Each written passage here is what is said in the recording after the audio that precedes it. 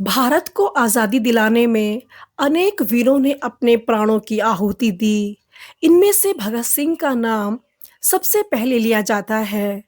वे केवल 23 वर्ष की आयु में शहीद हो गए, लेकिन अपने साहस, देशभक्ति और बलिदान से वे हमेशा के लिए अमर हो गए। उन्हें शहीद-ए-आज़म कहा जाता है।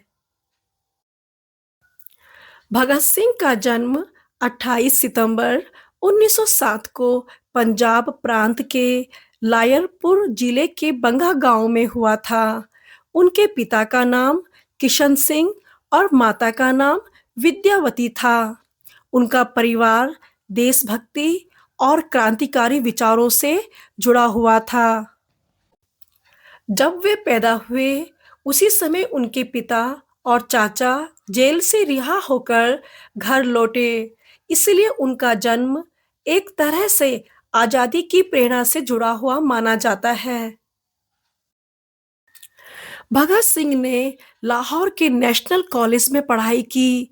वहां वे लाला लाजपत राय और क्रांतिकारी नेताओं से प्रभावित हुए। बचपन से ही उनके मन में अंग्रेजों के प्रति गहरी नफरत थी।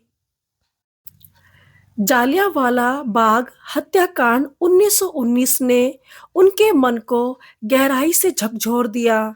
तभी उन्होंने तय कर लिया कि वे अपना जीवन देश की आज़ादी के लिए समर्पित करेंगे।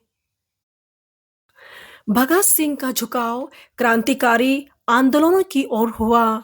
उन्होंने हिंदुस्तान सोशलिस्ट रिपब्लिकन एसोसिएशन से जुड़कर देश को अंग्रेजों से मुक्त कराने का संकल्प लिया। 1928 में जब लाला लाजपत राय की लाठीचार्ज में मृत्यु हो गई, तो भगत सिंह ने अपने साथियों राजगुरु और सुखदेव के साथ मिलकर अंग्रेज अफसर जॉन सॉन्डर्स की हत्या कर दी। इसके बाद 1929 में भगत सिंह और बटुकेश्वर दत्त ने केंद्रीय असेंबली में बम फेंका। यह बम किसी को मारने के लिए नहीं, बल्कि अंग्रेजों को जगाने के लिए फेंका गया था। उन्होंने कहा था, इनकलाब जिंदाबाद। इस घटना के बाद उन्हें गिरफ्तार कर लिया गया। जेल में उन्होंने अंग्रेजी हुकूमत के खिलाफ आवाज उठाई और कैदियों के अधिकारों के लिए भूख हड़ताल की। फिर लाहौर षड्यंत्र केस में भगत सिंह, राजगुरु और सुखदेव को फांसी की सजा सुनाई गई। 23 मार्च 1931 को तीनों क्रांतिकारियों को लाहौर जेल में फांसी दी गई। उस समय भगत सिंह मात्र 23 वर्ष के थे। भगत सिंह का मानना था कि सिर्फ राजनीतिक आजादी ही काफी नहीं है, वे सामाजिक और आर्थिक समानता भी चाहते थे। वे अंधविश्वास और धार्मिक कट्टरता के खिलाफ थे।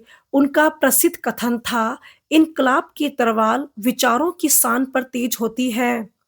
मेरी जिंदगी का मकसद आजादी है और मैं इसके लिए आखिरी सांस तक लड़ूंगा। आज भी जब भी देशभक्ति की बात आती है, तो सबसे पहले शहीद भगत सिंह का नाम लिया जाता है।